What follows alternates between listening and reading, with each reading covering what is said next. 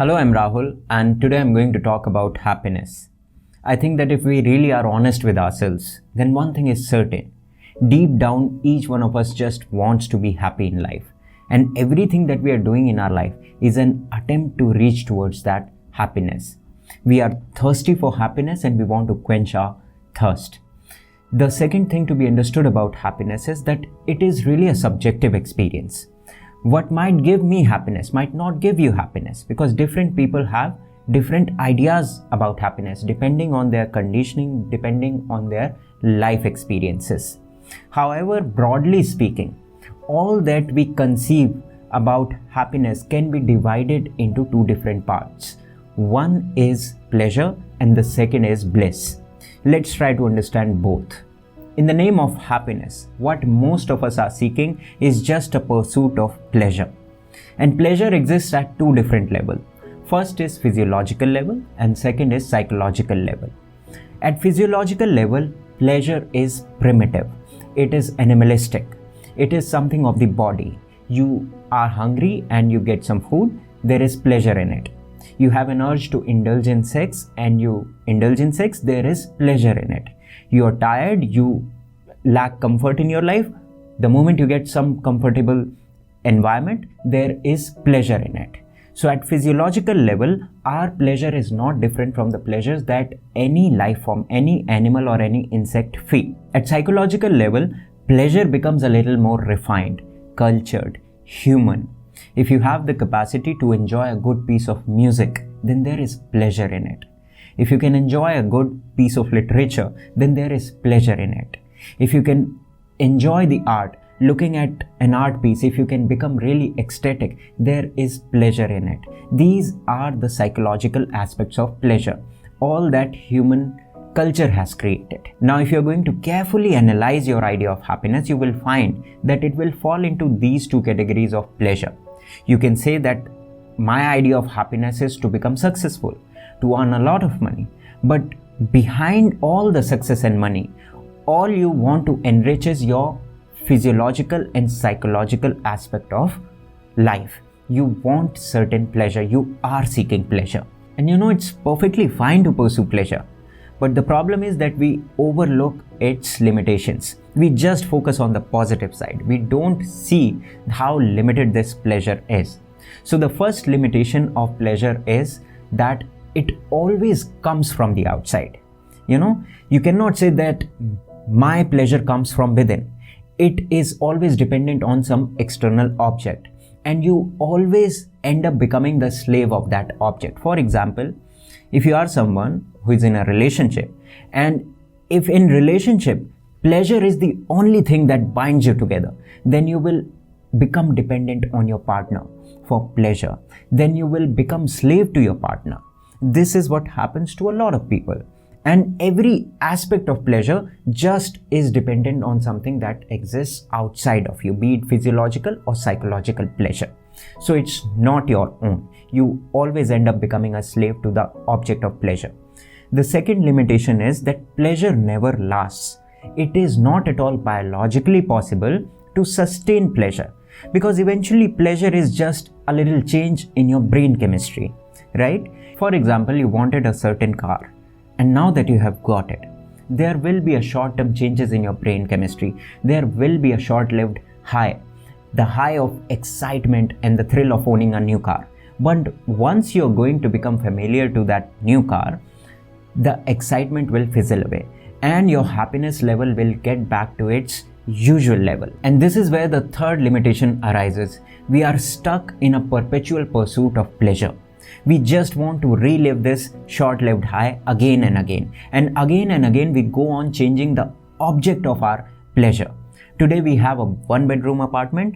We think that tomorrow owning a 2-bedroom apartment will make us happy. Then 3-bedroom, then 4-bedroom.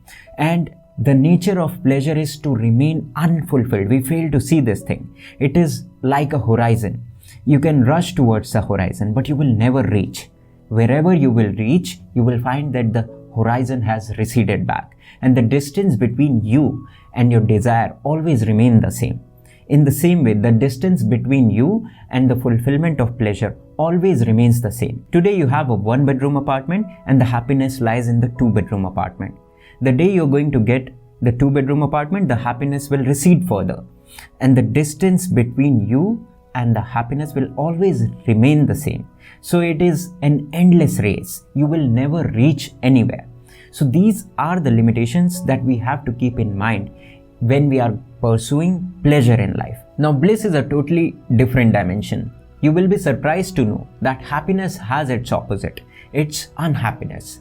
Pleasure has its opposite. It's pain. But in Sanskrit, bliss means Anand, and Anand has no opposite in Sanskrit, which means that bliss is something which has transcended the duality of pleasure and pain, happiness and unhappiness. Bliss has gone beyond all the limitations of pleasure.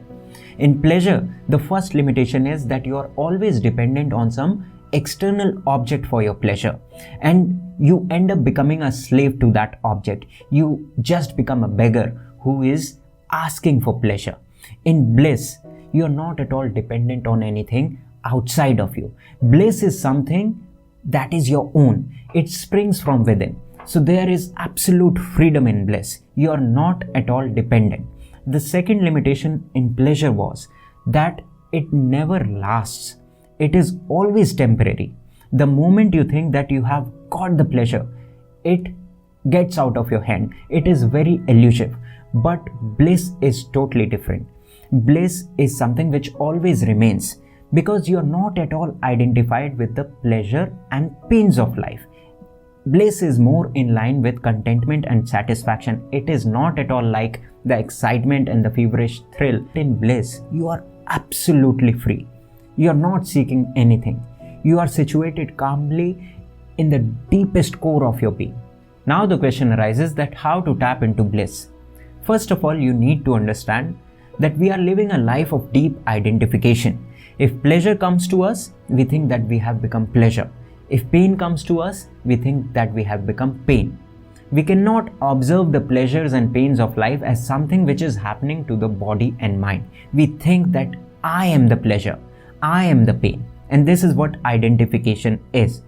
To transcend the duality of pleasure and pain, we just have to observe the pleasure and pain as something which happens to you. For example, if someone comes and appreciates you, right away there will be rush in your body. There will be an excitement and thrill of being appreciated. Immediately your ego will be inflated. This is the life of identification.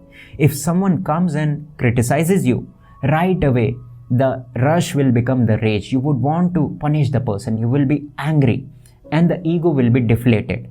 But if you can just observe these appreciations and criticisms without reacting to them, you will find there is a space in you which remains unperturbed by these pleasure and pains of life, which remains unperturbed by all kind of happenings. The happenings in your physiology, the happening in your psychology. You are an awareness, the background in which all these changes are happening, the foreground of pleasure and pain.